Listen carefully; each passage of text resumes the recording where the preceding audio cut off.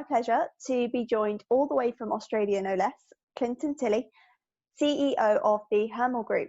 I tell you what though, I mean, if it isn't testament to the fact that this is a global movement when it comes to industrialization of our industry, I don't know what else is. With you in Australia, myself in the UK, many of our viewers in the US, it really is showing that we're coming together at the right time for the right cause, I must say. And I'm looking forward to diving into a little bit more about what's been going on for you, not just this year, but in general, mass timber. I know that is a space that you play quite heavily in, and certainly, we'll get into that in a bit. But before we do, if you could just give us an introduction to yourself, Clinton, just tell us a little bit more about who you are and obviously the Hermal Group and what exactly it is that you do. Sure. So I've been with the Hermal Group 15 years now, 10 years as CEO.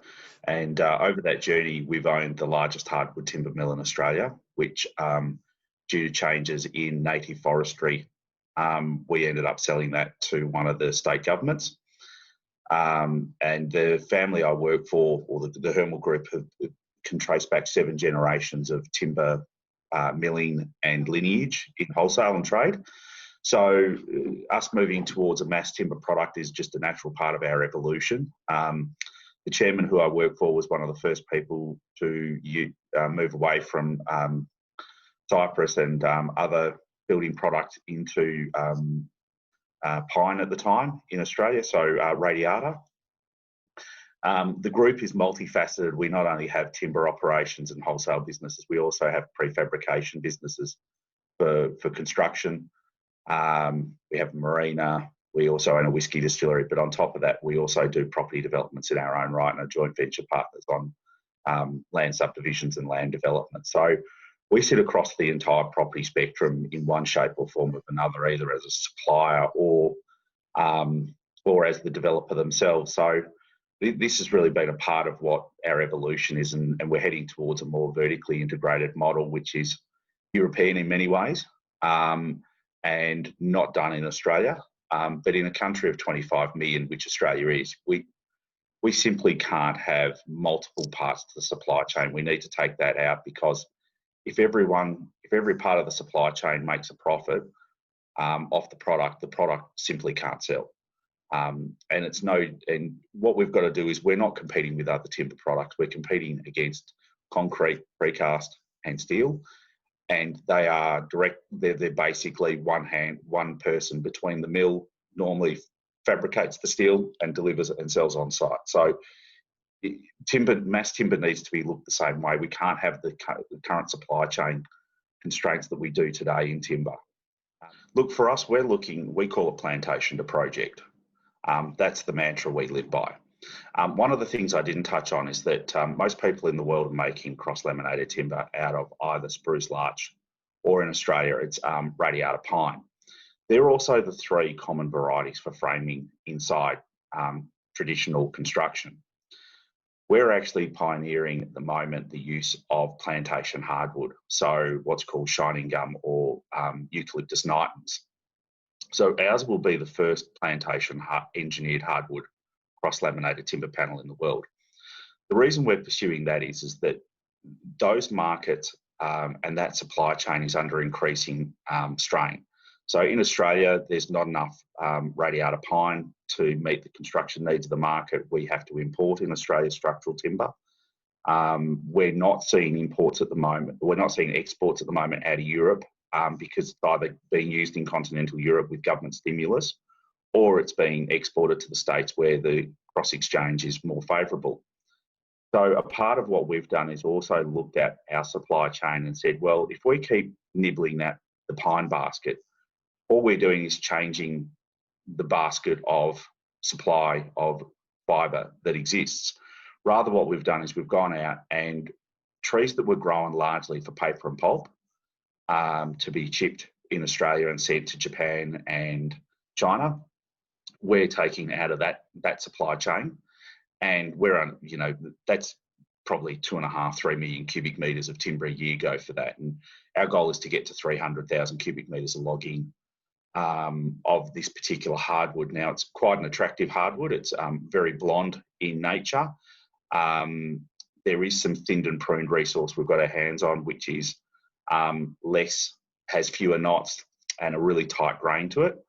I'm biased, but I think it's far more attractive than pine and far more attractive than spruce. So what we're actually doing is we're also going to be accredited in Australia under approvals to manufacture spruce as well as eucalyptus nitens panels. So where there's a building where the additional strength and rigid and structural properties that nitens has aren't needed, we will manufacture spruce because it's a commoditised, cheaper product. But where we can expose the CLT, we will do that using the eucalyptus nitens. So what we'll be able to do is provide hybrid style buildings. Last year, we actually also bought a pair of automated wall bridges, which we're yet to install because COVID's got in the way. But we bought them off Lend-Lease, who exited their plant Design Make in New South Wales.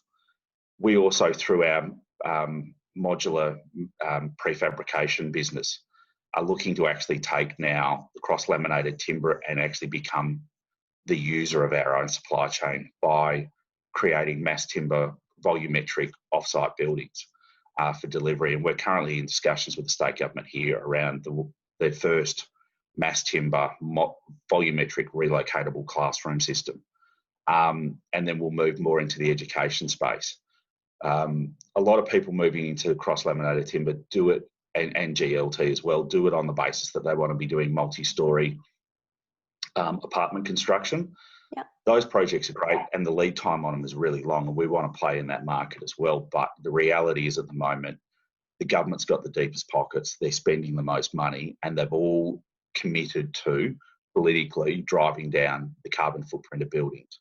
So whereas other people have an economic break where they, between philosophies, you've got the government in a corner. So now's the time to get into there, in our opinion, and take their work, because it provides a great baseline to underwrite businesses rather than limping from project to project, which in early industrialisation, which is where we're at in this product, you can quite often get stuck with, and those cash flow hurdles can be vast and great for many businesses. Mm. And it sounds like, you know, among sort of all of those things, going back to sort of the start of what you were saying there with the new product and actually using that different type of wood to produce your beams and to produce the mass timber solution, you know, it sounds like actually you're going down a also more localized, you know, it's a much more secure supply chain with that being localized to you. And it's something that I've always wondered over the last few years. You know, mass timber has definitely picked up in the US, but by no means is it, you know, as popular or certainly as widely adopted as traditional prefabrication when you're looking at, you know, your concrete, your steel, but yet they have such a huge natural resource at their fingertips.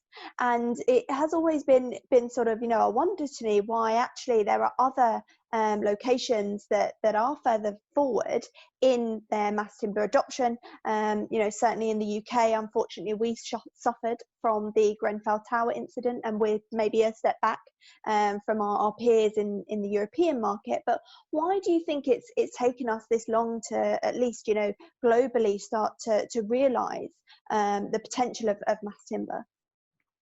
I think that there's several reasons for it. The first is that the framing market has largely taken up the bulk of that resource over time. So the problem is that when the resource is highly utilised, no one's looking for something different to do with it. So value adding in a mass timber engineering space is difficult for people to conceive when they're already struggling with the fact that they have insufficient supply. The second point as well is that the construction industry and builders are really slow to move. They're creatures of habit. They're boring. Typically, they look like me, white middle-aged men who have lost innovation and just don't want risk in their lives and would prefer to just do the same thing that they've been doing the prior 20 years of their career. Then the other part to it, and I think that this isn't even just localised to Australia, is that as a timber industry, we also haven't been looking at alternate species. We've been happy to grow timber for other products around the world, like paper and pulp. Obviously, pulp mills are becoming a bit, certainly in Australia, pulp mills aren't looked on particularly favourably. We had one that never got up, that they spent a lot of money on trying to get going. And I just think that people have also been focusing on renewable energy. They haven't been focusing on renewable carbon. And renewable carbon is really what mass timber brings to the market in terms of a construction product. And people have been looking at carbon use in situ, not actually carbon use in the construction methodology and how a building can actually soak up carbon that is emitted by other building products in a suite of products used to construct a building. And I only think it's because our minds have started to turn to that, away from just putting solar panels and wind turbines up and all those wonderful things that we do. But it's about what the entire basket of a carbon-constrained economy will look like. And I don't think we've got there yet, and we're only very early in the journey. But mass timber is one part of it that people are only beginning to understand now. The other thing is no one understands the biofleet products of it. So the intangible benefits around health, the intangible benefits around lifestyle, the effect on the human condition really needs a lot more documenting. And I think that if people start to understand it's not only good for the environment, but it's good for you, it's good for the human condition, I think that that's really going to take a step forward. I mean, I've never seen anyone hug a concrete column, but I've certainly seen people hug a timber column.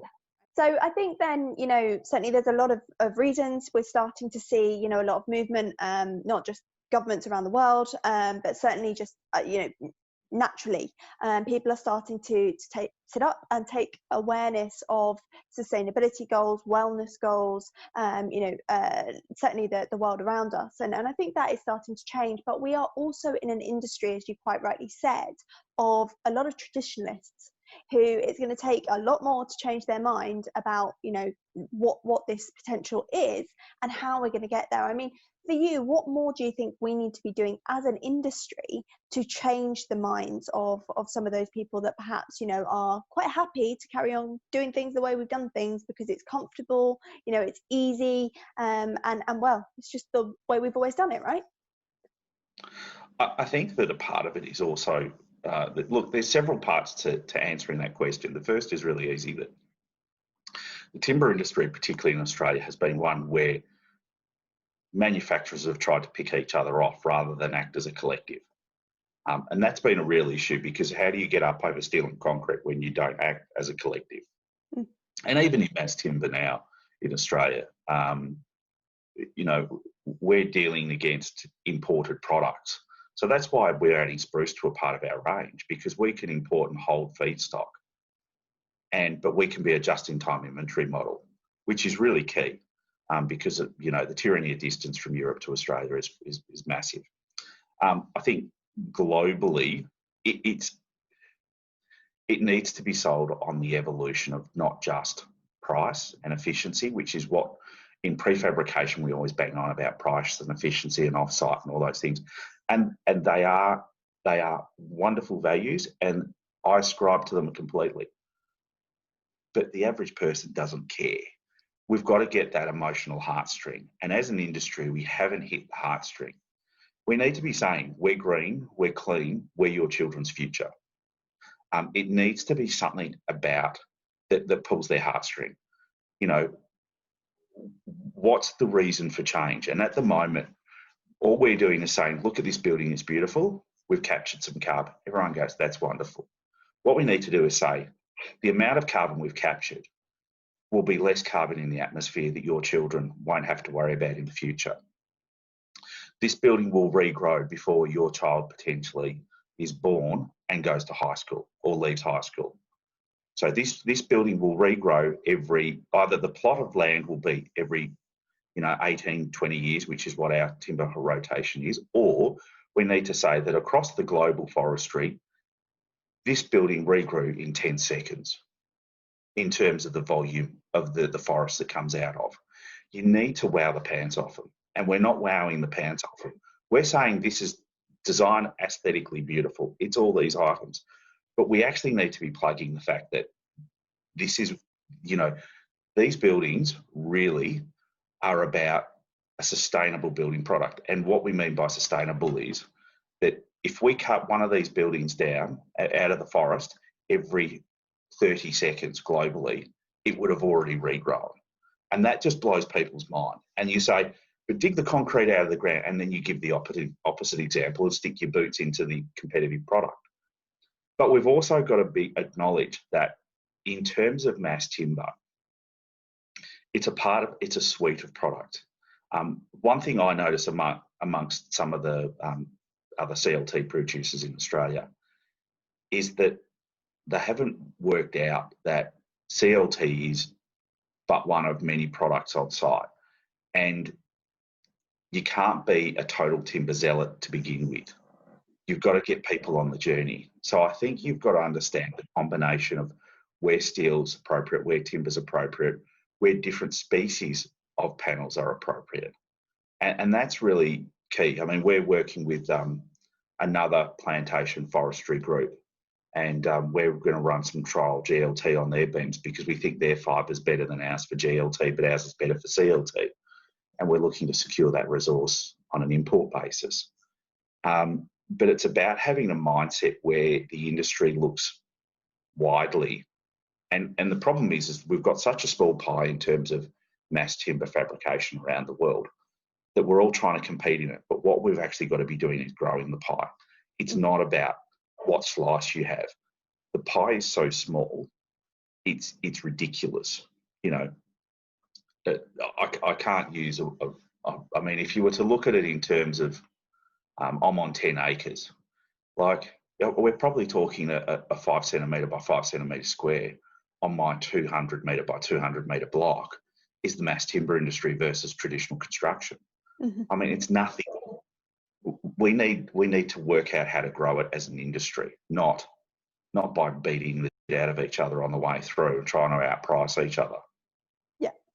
The other problem we've got with mass timber is, and this is why we've taken a plantation to project approach, is that when it arrives on site, the building codes are so strict on it that things like fire plaster, depending on what you call it, fire check, fire plaster, everyone's got a different name in different jurisdiction. But the reality is a lot of the advanced prefabrication is not being done before it arrives at site. People are just landing dumb panels with, you know, the cutouts and the set downs and everything else. That's great.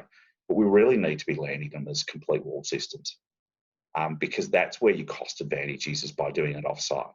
You don't get a cost advantage. You can't really break that nexus really heavily with just a straight CLT, GLT building. And I think this is what we're trying to make, you know, a lot of people realise.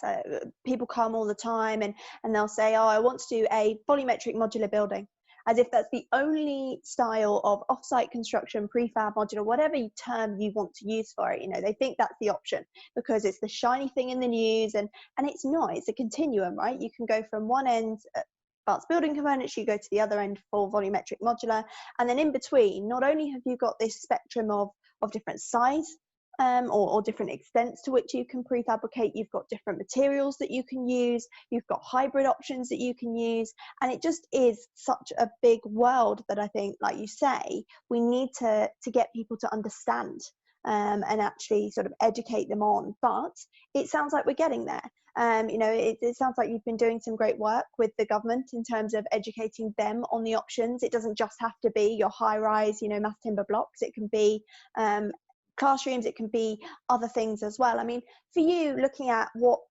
advancements are happening in your region at the moment when it comes to mass timber, off-site, industrialised construction, what are the most exciting things you're seeing that you think actually, you know, are the things that are going to change this landscape in the coming years? Look, it's exciting. The exciting things we're seeing is that probably more of the timber millers are looking at it as an additional stream to their current offering of just straight structural timber. So it means that they're seeing a market demand. I mean, you know, Australia uses 25 to 30,000 cubic metres of cross-laminated timber a year. It's nothing. It's absolutely nothing. But some of the plants are being built for, you know, 80,000 cubic metres a year. So we'll well oversupply our own market, which is just ridiculous. we need to size our plants to the markets. Otherwise, they're destined to fail. And you need to grow with your market. But one of the things we're doing is focusing on export as well.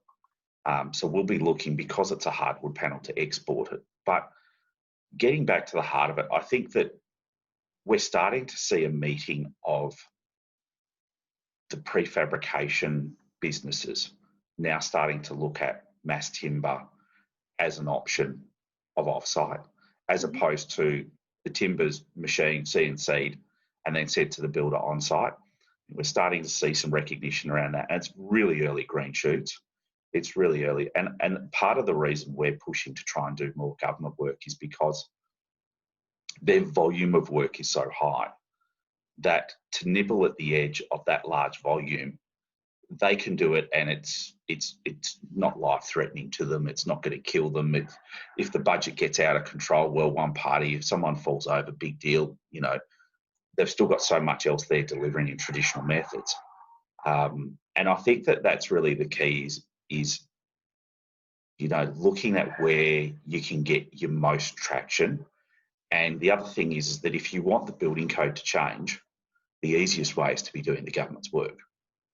You know, doing private sector work is fine. I mean, we're actually looking at code marking our system because the building code in Australia isn't advanced enough to deal with hardwood mass timber products.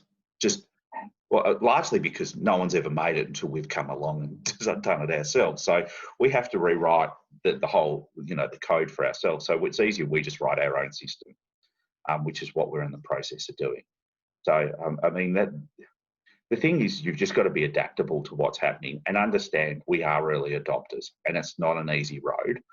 But that's why we've taken the plantation to project philosophy, because we already have businesses in each parts of those supply chains and delivery points.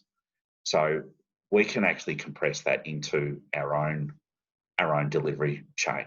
And that's really the key is that you can't be one part of it. You've actually got to take up multiple parts. And I suppose we're the first in Australia that we know of to be taking that position, from miller to timber fabricator through to delivering, you know, volumetric as well. We're the only people doing it. We're the only people pushing ahead in this space in Australia. So I probably, the only person I should get excited about is my team, who are wonderful. But I mean, we've got the mixed lollybag of nationalities working for us. I mean, we've got Swiss Germans. We've really got some great talent from all around the world working with us, and it's a testament to the team we've got, in that they actually believe that what we're doing is right, and they believe that if we're to succeed with mass timber in Australia and globally, that this is the way we should be doing it. Mm. And it takes those unicorns, right? It takes those people to think differently and embrace this type of thing. One of the things that quite often when I talk to teams that have vertically integrated and you know, try to disrupt the supply chain in this way, it's always been around, actually, it's one thing to set the structure of a vertically integrated company or organization, but it's another thing to get people to truly think differently about their roles. You know, you can't just shove them both in a room. You can't just take an architect and a contractor and stick them together and assume, you know, just because you're under one roof or you've put them in the same company, that all of a sudden everything's going to work differently and we're going to have different workflows. I mean, how have you found that? How have you found that transition to getting people to think differently about this internally and really create those connections and those synergies that actually traditionally in the supply chain, you know, has been rather fragmented or, you know, hasn't quite worked as well as it perhaps should do? Look, that's been probably my greatest challenge, is building the team and building the culture of the team to work together. And I'd say only in the last 3 months have I really got some good traction amongst the vertically integrated team. And that's largely been because there's been one or two casualties at an executive level along the way who weren't ready to embrace the future. Mm-hmm. And they became casualties of that. And fortunately, the replacements have been brought in actually want to work collaboratively. And a large part about it is actually finding people who are driven by the outcome and driven by the philosophy and not driven by their own ego. and they're not driven by personal success but shared success. And once you get to that point, they're the right people to have on your team, because it's not about me, me, me. It's about us and we. If someone talks in the we and the us, they're a team player. Anyone that turns up to a meeting says, I did this, they're just sitting around the table beating their chest. And you can see through them like a pane of glass. We can have the greatest equipment in the world. We can have the best fibre in the world. And from many strengths perspectives, we do have the best fibre in the world that we're using in cross-laminated timber. We'll just wait until our final testing comes through and we'll tell everyone about it. But without the human capital is the most important part of what we do. Because if our human capital isn't right, I can have every latest shiny toy. Mm-hmm. But if they're not going to work together, it's not worth anything. It amounts to nothing, and all it will do is lead to failure. And the other thing is, I suppose, as well as that, as the leader, is you have to provide that inspiration to people. And I'm hoping I'm not coming across monochromatic in the way I talk, because I can get very excited and gesticulate. But trying to look at a computer, I'm holding my hands together, because otherwise, I'm sure somewhere in my Anglo-Saxon history I'm Italian, because my hands normally wave around. I was going to say, you can see mine are going every time I talk. But definitely, like, you have to engage with people, and they have to be excited. And with the turnover we had in one of our executives recently, I was able to get into the business and work for 4 months during a shutdown with the team, and now they're actually all working together. They were dysfunctional before, and I hadn't realised how dysfunctional they were, and that was very disappointing to me. But now I've got guys who've only ever built in steel for relocatable buildings, who are sitting down with the timber guy saying, I can't do this, what I need to do in steel. And he goes, well, if we do it in timber, we do it like this. And then when we're talking about doing it in timber, we're not even talking about, well, we can produce X product, but it's not the most cost effective. So when we design now, we design for the most cost effective product of suite of timber. And if it's our product, it's great. If it's not our product, well, as a part of the vertically integrated chain, we still need to be showing value to our customers. And we can't be pushing our own product because it doesn't represent value. But what we've got to do is find how our product can complement other products in the suite. So we're doing LVL skeleton frames, which are structural, which, we're building, we've designed buildings that have less than 10 millimetres deflection when they're being lifted. They're up to 20 tonne, and they're 9.6 metres by 3.6 metres. And the floor's deflecting, and that's a fully unsupported floor, or, fully open building. Yeah. Like, this steel can't even compete with that deflection. Steel's at 15 to 20 millimetres. Like, we're stronger than steel in what we've designed, and it's LVL. And it's not even an LVL we produce. We're buying the LVL, but around it, we're putting some cross-laminated timber, we're doing a bit of glue lam, and we're doing some single-face panels. And all of those combined create the right thing. And I think it's about coming back to the people recognising and challenging that sometimes your product isn't the best product to use, and you've got to be able to accept that. And some days it's harsh, but what it also does is it drives innovation. It says, okay, if I can't produce that product with that strength at that price point, we've got to use someone else's. What else can I do? What can I innovate? How can I change to meet that market? And some days you'll say, look, I can't. And other days you'll say, you can. But if you've got a team that's willing to challenge you and you accept that amongst your team in your own supply chain, that's great. And then what that does is that actually integrates you into the larger timber industry. So you're not a threat and a competitor to, LVL, or you're not a threat and competitor to traditional stick framing. What you're actually doing is you're saying, we're a complementary product. We design with ours and yours at the same time. And that's a philosophy your people have to have. And they can't be so, you can't be so focused on selling your own product up the supply chain that you forget about others. You've got to, as you move up the supply chain, your product has to integrate with others. It can't be sold. And this is the thing that I think comes back to that sort of productization. You keep on referring to this as product. And I think actually, you know, we quite often have that pushback. Well, we're construction, you know, we don't create products, we create projects, and everything is very bespoke, and there isn't this acceptance that actually, you know, the productization is the way we should be going. But I mean, how do you the, think funny, we the overcome funniest that? part in what you're saying, the funniest part in what you're saying there is actually not correct, because you know every building in concrete and steel is built with the least transfers possible. Every building is built over a car park, and the structural grid is designed to suit 2 or 3 car bays in between the structural columns. And so the funniest part is we actually constrain ourselves by the car park in construction. So we've built in our development, we've built, you know, steel and concrete buildings, you know, and I know the constraints when we design, and the constraints always come down to what's below the ground. And the funniest part is that we talk about buildings being bespoke, but all they are is bespoke transfers to move away from what was below the ground. And probably they're bespoke because you can't build a building all the way up because you've got a setback from the building next to you.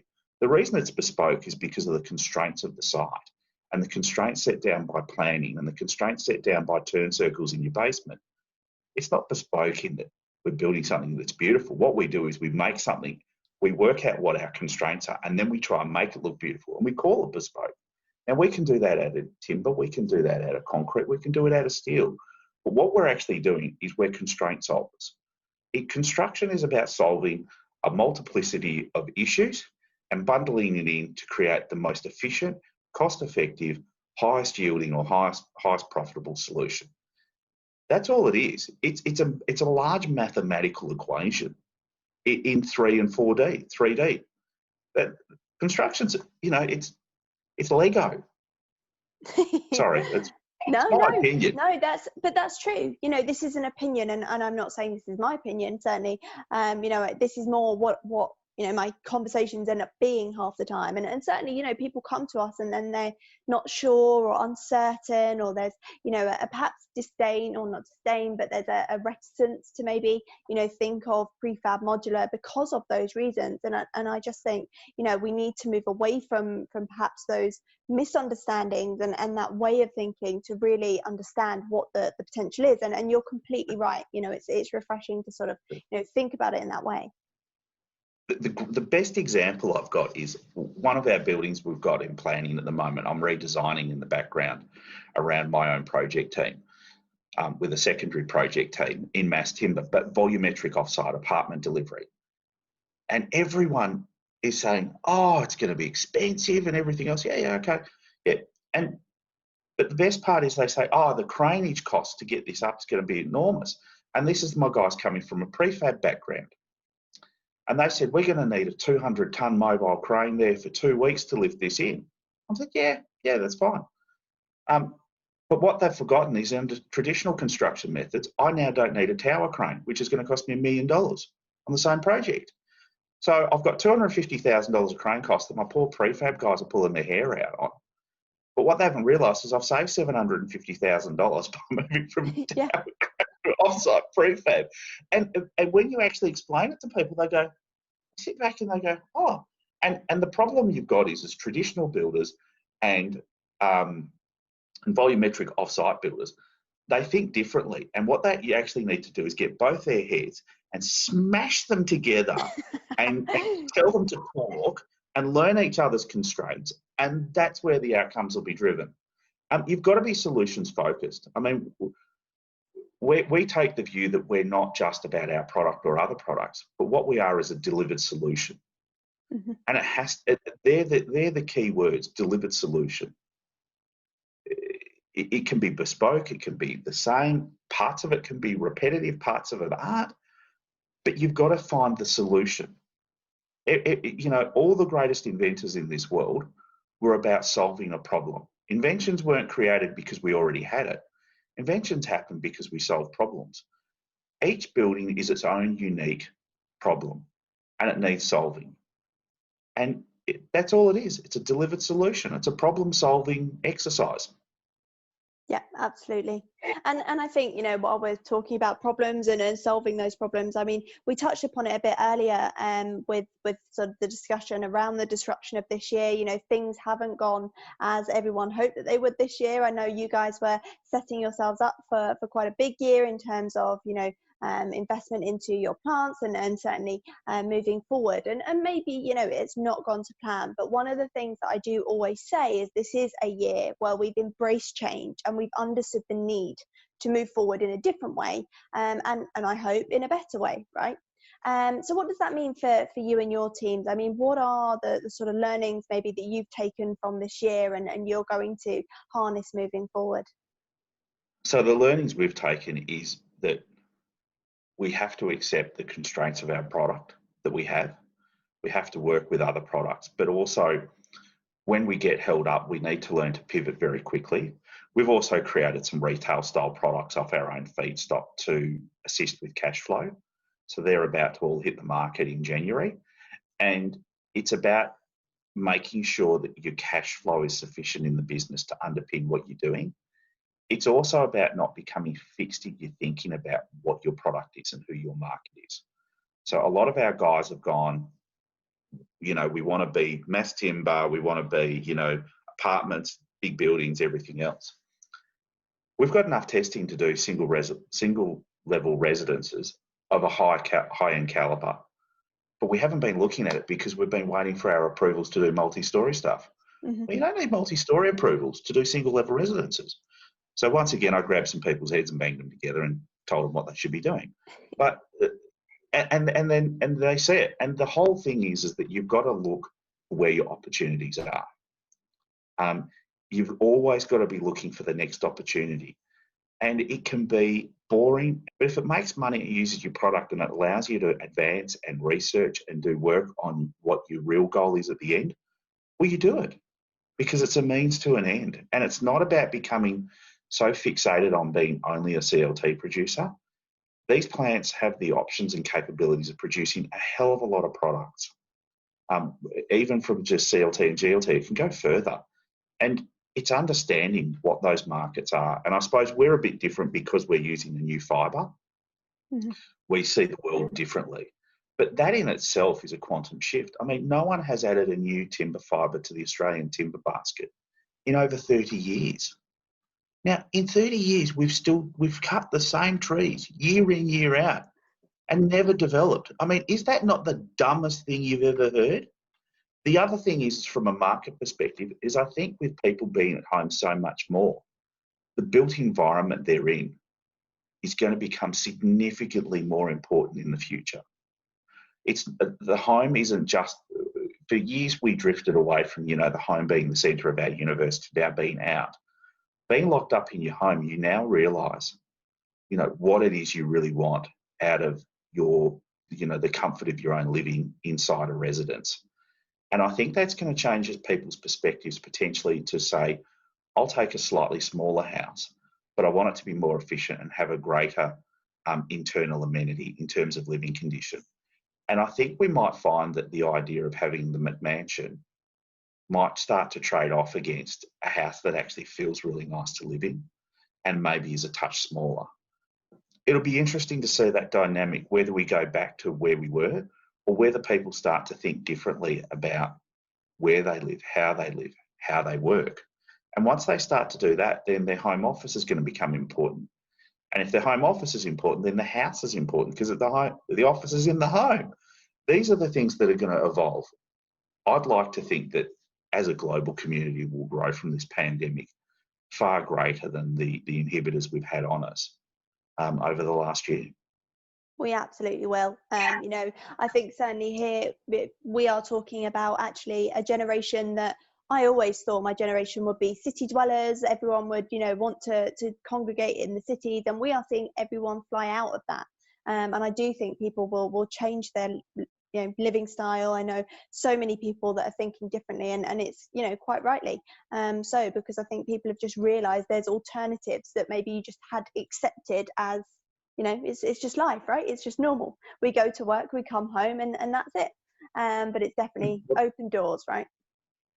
Well, around where I live, like there's properties. I'm on a small property at 10 acres, and they're up to 300 acres around me. Our closest town is an 8-minute drive away, and the train ride into the centre of Melbourne is an hour and 10 minutes. Now, an hour and 10 minutes, and I'm sitting here. Now, an hour and 10-minute train ride on the other side of the city, and I'm sitting in suburbia. I can tell you, people are clambering to move up here. Every property that lists in this area sells very quickly. And the numbers, what used to be the top of the market, has had the lid blown off it, because people are saying, I'm living in a house where I look out every window and I see a neighbour, and my house is worth, say $4 million. They sell it and they move out here, and for $3 million, they get 10 acres. They probably get we'll put it this way, for $2 million, they could get 10 acres and a really nice house. For $3 to $4 million, they can be living in the lap of luxury, and their neighbours are at least 200 metres in each direction. And you're 7 minutes to a train that can get you into the city in an hour and a half or an hour and 10 minutes. You've got great, connectivity. I mean, you can see by my video, there's no time lapse here. So I'm sitting, a long way from anywhere. I've got great internet. That enables you to work. All these things are going to change and drive people's philosophies in how they live.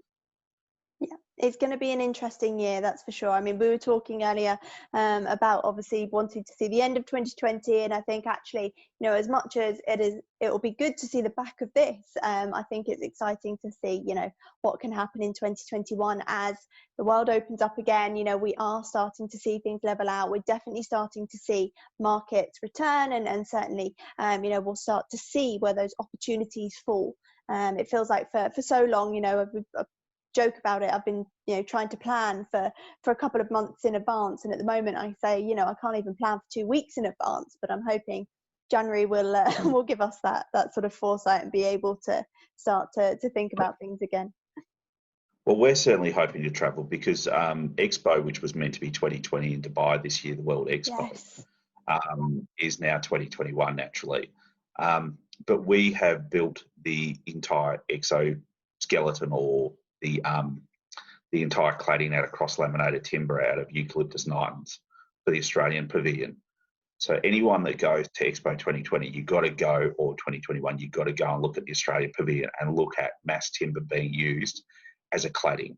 We couldn't use it as a structural item because the testing inside Dubai for the time frame to get it up simply couldn't work. We could have designed it and built the whole thing out of mass timber, but the constraints of that market were such it wasn't possible. So we just used it as a facade element.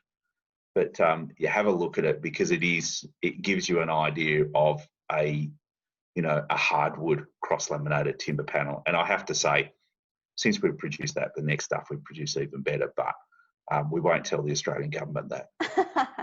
Well, also there's nothing like touching it, right, and being able to see it in person. I think we're all itching to get back to doing that, and actually being able to see it for ourselves again, and be able to touch things. So I thank you for joining us today, Clinton. I really appreciate your time and for your input. I'm looking forward to catching up in January, and obviously seeing your presentation as part of the Prefab Connect program. But I really do hope you've enjoyed it as well, and certainly looking forward, as I say, to catching up soon.